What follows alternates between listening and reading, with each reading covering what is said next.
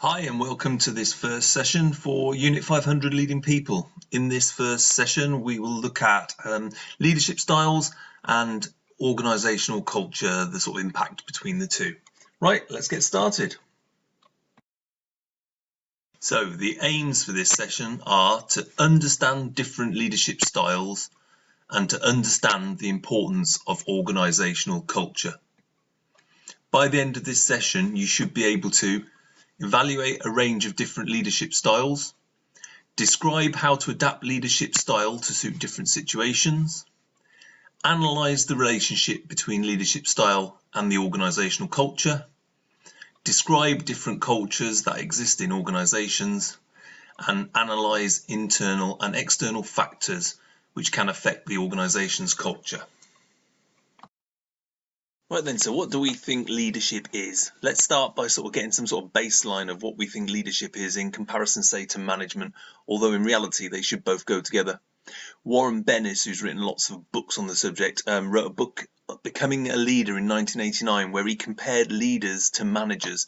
He said that he thought leaders were those that were the driving force. They were the people who were driving the organisation forward, innovating, initiating change, inspiring people to high levels of performance and challenging things, the status quo. He also said that he thought managers, on the other hand, were people who were organising, controlling, maintaining resources and sort of keeping things ticking over.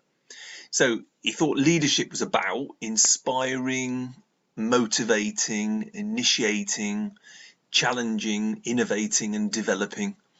And he thought management was more about controlling, organising, implementing, administering and maintaining things. And he came up with a well-known quote from his book, which I've always sort of held quite close, which is, managers do things right while leaders do the right thing. Right then, so let's look at some fundamental recognised leadership styles, and from there we'll be able to examine some common theories and methodologies that they're based on. Psychologist Kurt Lewin in the early 1930s developed a framework that has been the basis for all of them since, really, and it outlined three commonly recognised leadership styles. The first was autocratic, the second was participative or consultative democratic, might be known as, and the third was laissez-faire. In autocratic, the power is definitely with the leader. They have authority over everybody. They have a closed circle, an inner circle of people they would discuss things with. They're very directive. It's a very controlling, and it does benefit some employees who like supervision, who lack confidence, and it can work in emergency situations, but it's not the most inspiring, and it doesn't bring people forward in their sort of development. The second, participative, is about the exact opposite to that, really, the exact opposite to autocratic. It's a very consultative approach. The leader seeks consensus of everybody. He likes people to be involved. He likes a collaborative approach so that people buy into what they're doing and they think about the decisions being theirs.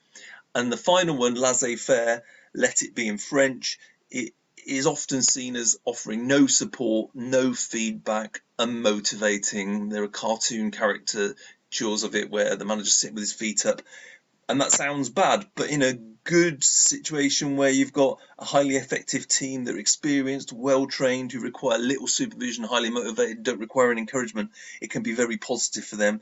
They're just left to get on with it. They need little supervision, and therefore they feel comfortable with it. So everything has a situation for its own.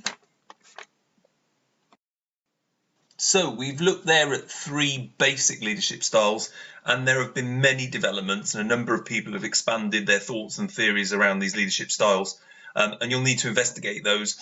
But two other commonly mentioned ones are transactional and transformational. Transactional is based on actions, and it's all about punishments and rewards, really, and performance being based on targets such as KPIs, and employees agreeing to follow those directions and work to achieve those goals. The authority and the power stays with the manager, and these are common practice in some certain sectors such as sales, and they can be highly effective at times. However, if not done well or in the right situation, they can be highly ineffective. And there is a book in your reading list by Alfie Cohen, Punishment by Rewards, which talks about them as carrots and sticks, and how the carrots need to get juicier and the sticks need to get larger, and if you don't receive a reward, how that is a punishment. And it talks quite in detail about this in situations such as learning, parenting, and the workplace, and may make you think slightly differently about it. Transformational, on the other hand, is about leaders achieving much of their success by inspiring others to follow them. First conceived by James McGregor Burns in his book Leadership in 1978, I think it was, he outlined that the best leaders are those who inspire others to come together towards the achievement of higher aims. He defined transformational leadership as a process where leaders and their followers raise one another to a higher level of morality or motivation. So it's about inspiring each other and putting into practice the motivation to enhance productivity, increase efficiency. It requires a very visible and very involved management team, and the leader needs to practice this and focus on developing the staff and making sure they're on board, delegating the tasks and making sure that everybody's got that vision and buys into it.